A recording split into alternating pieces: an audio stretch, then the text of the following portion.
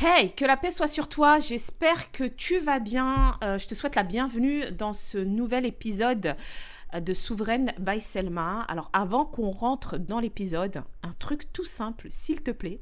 Si le podcast t'aide, si l'émission t'aide, abonne-toi sur ta plateforme d'écoute préférée, quelle qu'elle soit. Moi, ça m'aide à faire passer mon message à toutes les queens qui en ont besoin. Ça prend 2 secondes, ça change tout pour la faire connaître. En tout cas, je te remercie beaucoup de l'avoir fait. Donc aujourd'hui, on va parler de quelque chose qui rend beaucoup d'entre vous assez, un peu, ça vous rend folle, ça vous rend ouf, clairement.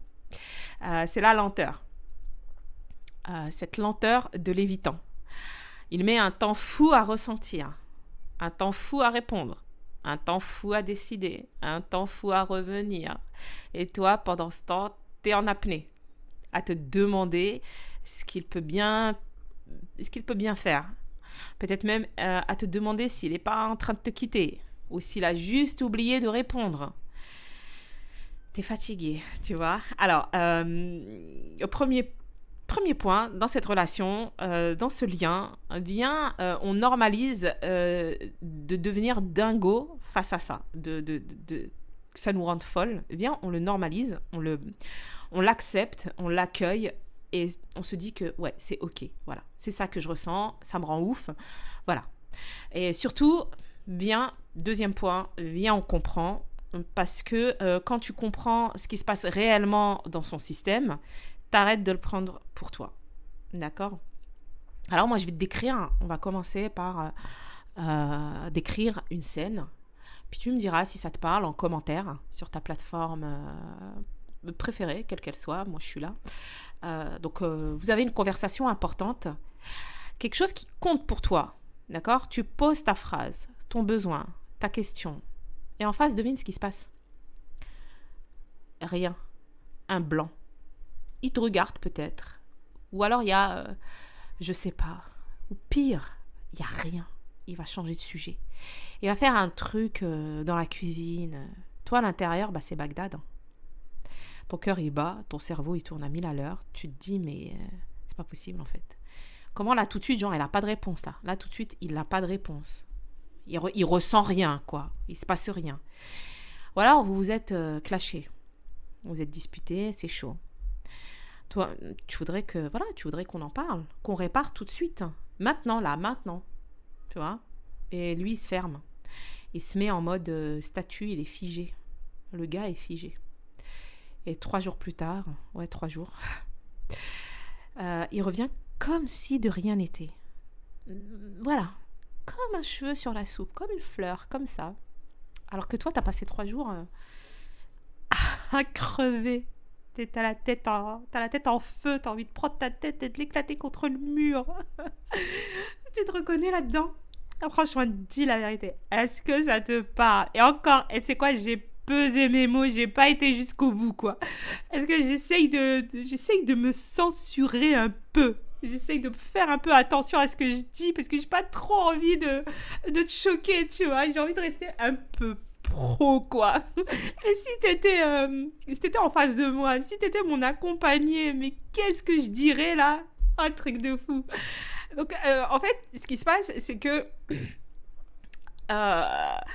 tu vas prendre ça parfois pour de l'indifférence.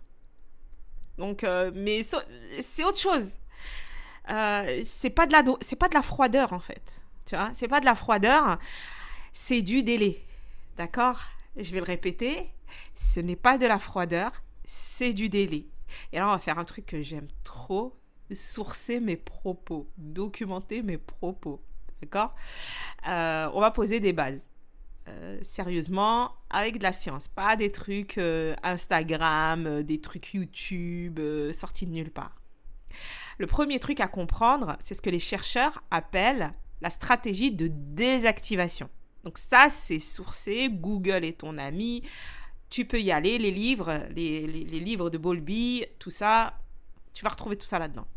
Il y a l'encyclopédie, la Bible de Bowlby, tu vas retrouver tout ça là-dedans. Ce sont 2 grands noms de la recherche sur l'attachement, Mikulincer et Shaver, qui ont décrit ça. dans la lignée des travaux fondateurs de Bowlby, notre chouchou. D'accord, notre père de la théorie de l'attachement. Tu vas retrouver ça dans Attachement et perte. Donc l'idée, c'est que quand un enfant grandit avec des figures qui répondent à sa détresse de manière froide, rejetante ou incohérente, il apprend une leçon simple. Ne montre pas ce dont tu as besoin. Donc c'est comme ça que je vais éviter le rejet. Pour tenir ça, son système met en place des stratégies de désactivation. Alors moi, je sais pas, là, je vais refaire une parenthèse. Je sais pas si toi, tu as déjà assisté à ça. Moi, perso, j'ai déjà assisté. Je le vois, tu vois, avec le temps, je le vois en fait, en face de moi. Je vois ce truc se réaliser devant moi, sous mes yeux, quoi. J'assiste à cette désactivation, en direct. Tu vois, à force, toi, tu le connais, hein, ton évitant, tu commences à connaître,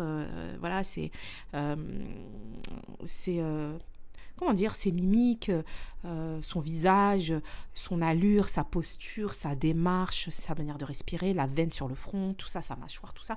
Bon, tu reconnais probablement.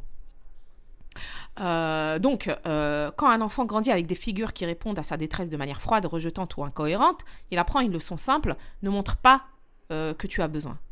Montre surtout pas que tu as besoin, c'est comme ça que tu vas éviter le rejet. Voilà ce qui se dit. Pour tenir ça, son système met en place donc des stratégies de désactivation. Il sous-régule ses besoins de proximité.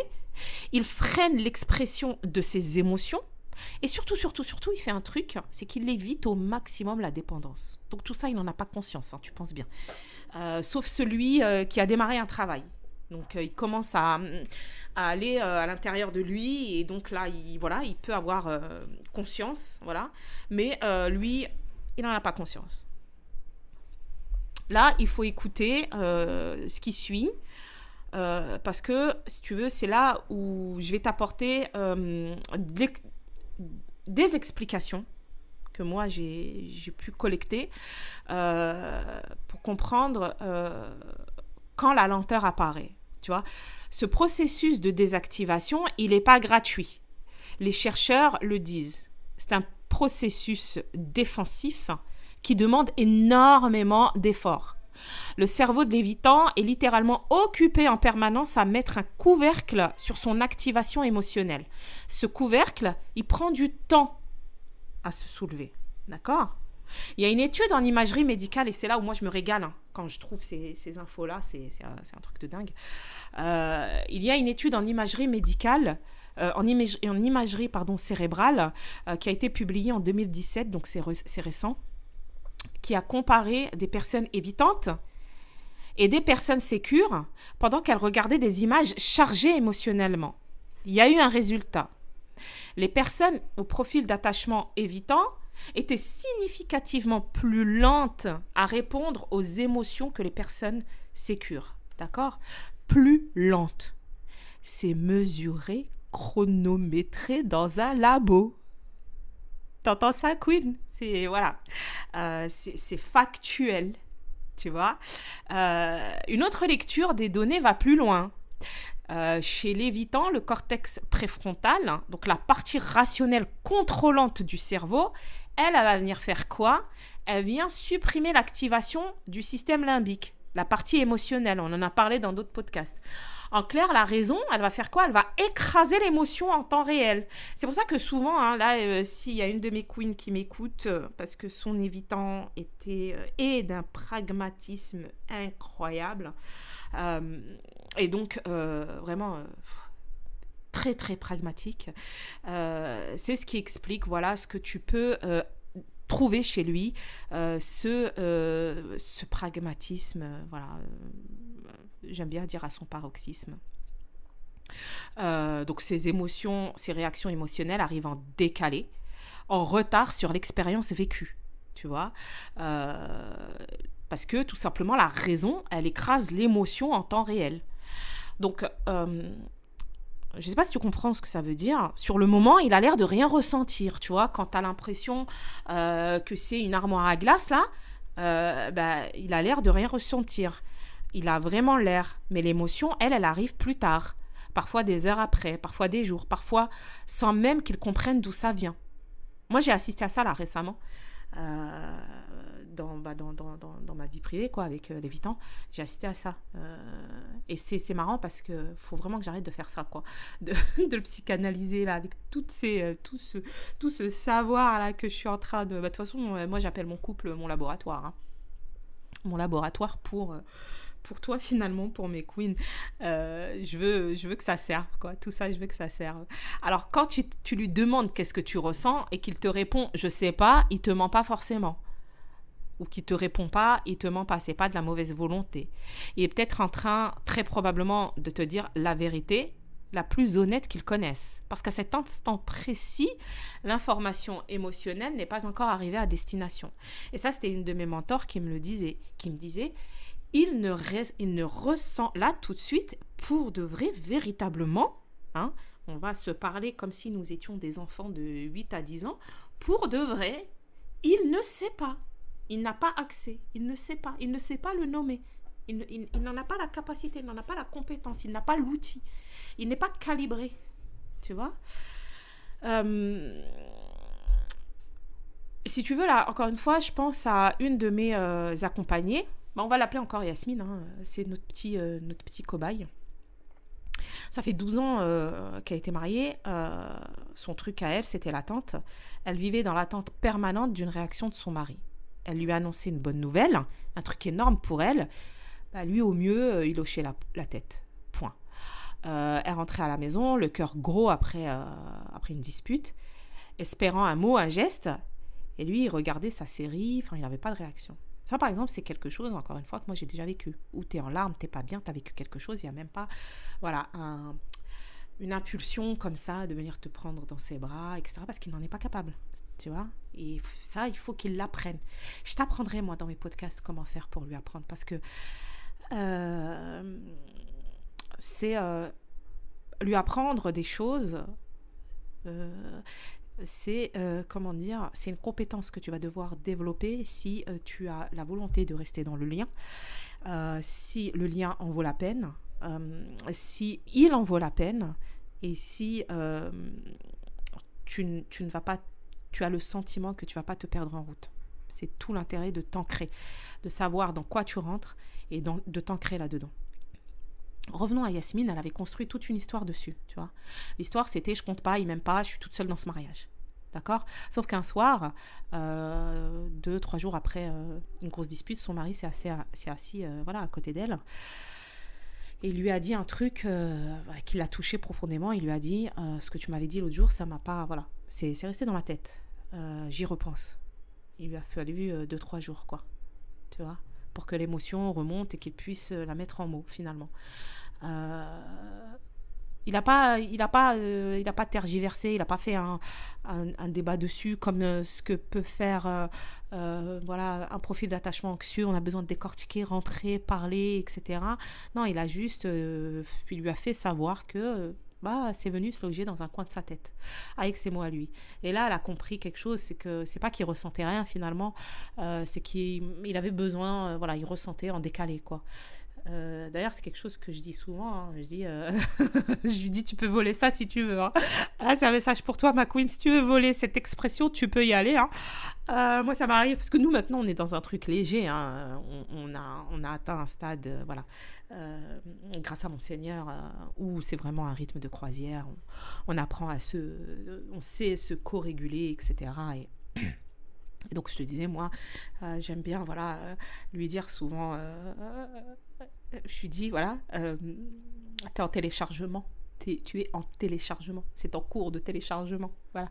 C'est ma petite expression comme ça. Et franchement, je suis en train de te le dire et je suis morte de rire parce que je pense à un truc là, une scène qui s'est passée il n'y a pas longtemps. J'ai pas eu de retour.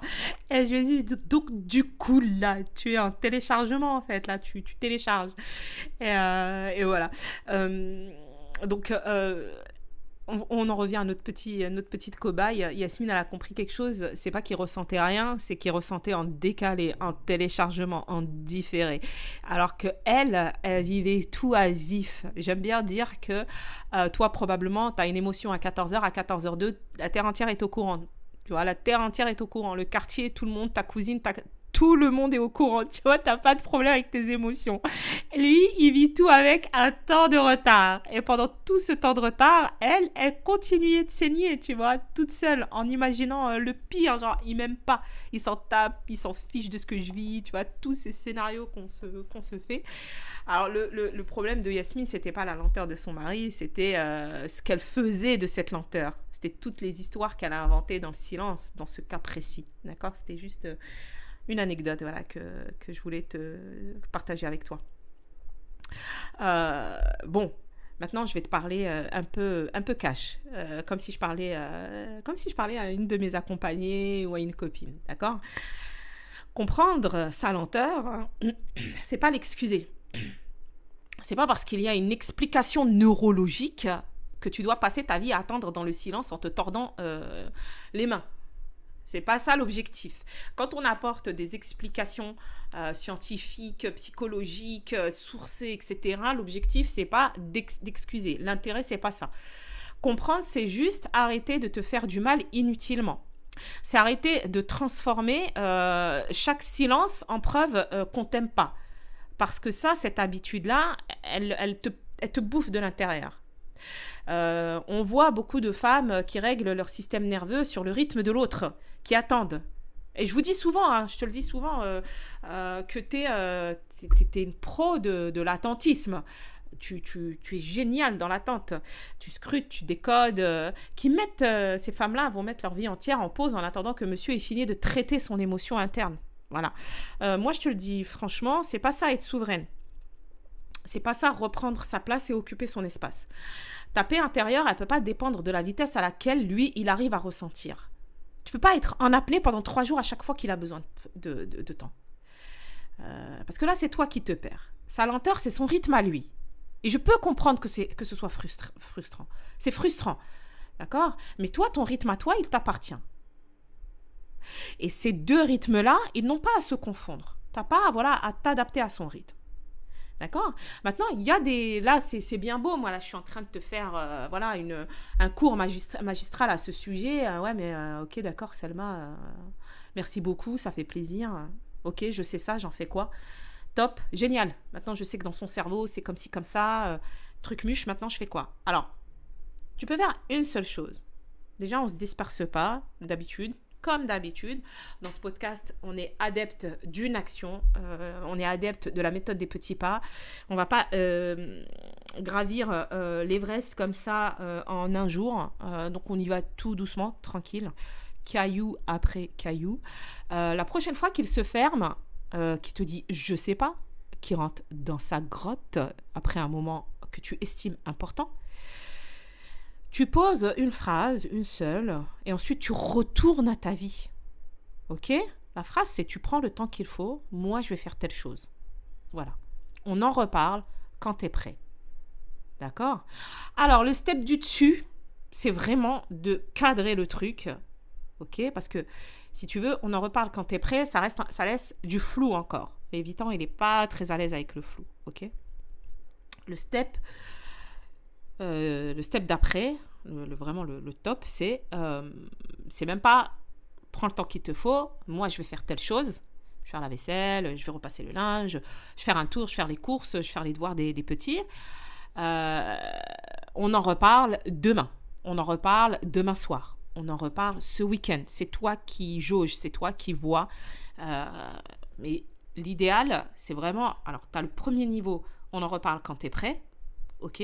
Ça, c'est vraiment le niveau, on va dire, entrée de gamme. Le meilleur niveau, ça va être, on en reparle demain après-midi, on en reparle jeudi matin, ça te va? Voilà, stop, et tu t'arrêtes là. Et là, tu vas vraiment faire ton truc, en fait. Tu vois? Je sais pas, t'appelles ta sœur, tu vas marcher, tu reprends ton livre, tu vas faire le repassage. Tu restes pas planté à côté à guetter le moindre signe. Tu lui as dit l'info, tu lui as passé l'info, tu lui as passé le message, tranquille, depuis un espace apaisé, cool, tu vois. Tu lui laisses son délai, tu respectes ça parce que c'est son système, d'accord? Tu respectes son besoin de temps, sa nécessité pour lui de digérer le temps, de prendre le temps, et toi tu reprends le tien. Alors, pourquoi ça fonctionne? Il y a 2 raisons pour lesquelles ça fonctionne. Ça ne fonctionne pas du premier coup. Hein. Faut pas s'attendre à des résultats extraordinaires dès le début chez toi. D'accord. De un, tu vas sortir de l'apnée. Tu arrêtes de mettre ta vie en pause. Tu redeviens le centre de ta propre journée, de ton propre moment. Tu vois, ça, c'est la souveraineté en action. Deuxième point, c'est presque un bonus, parce que la recherche le montre, la stratégie qui aide vraiment un évitant à s'ouvrir, c'est loin d'être la pression. D'accord ? C'est un espace sécure, sans exigence de réponse immédiate, en lui laissant son temps, sans te sacrifier. C'est là où vraiment t'es subtil. Tu crées exactement le contexte où lui, il peut revenir, pas parce que tu l'as forcé, parce que tu ne l'as pas asphyxié. Une phrase, puis tu reprends ta vie. C'est tout, ça s'arrête là. C'est ça ton exercice. Tu vois ? C'est ça ton truc à mettre en place pour toi. C'est ça les actions qui, mises bout à bout, te permettent de t'ancrer dans ta propre vie, ma queen. C'est ça qu'il faut que tu fasses. Il faut que tu t'occupes de toi. Il ne faut pas que tu vives à son rythme. Oui, on comprend. On comprend, on a de la bienveillance, c'est ok, on comprend. Mais il faut d'abord que tu te comprennes toi, que tu prennes soin de toi. D'accord ? Tu as passé peut-être des années à régler ta montre intérieure sur la sienne, à attendre qu'il ressente pour te sentir aimé, à attendre qu'il décide pour te sentir en sécurité, à attendre qu'il revienne pour respirer. Et si à partir d'aujourd'hui, tu récupérais ton propre rythme, si tu redevenais entière, complète, vivante, indépendamment de la vitesse à laquelle lui, il arrive à te rejoindre. Sa lenteur, c'est pas ton problème à porter. D'accord ? Ta plénitude, elle, c'est ton chantier à toi. Et un truc, c'est que c'est ton plus beau chantier. C'est le plus beau chantier de ta vie. Fais juste cet exercice. Réécoute ce podcast si ça te fait du bien. S'il t'a fait du bien, partage-le à une copine. Quant à moi, je te souhaite une très bonne journée, soirée, nuit. Peut-être que tu m'écoutes la nuit. En attendant la prochaine fois.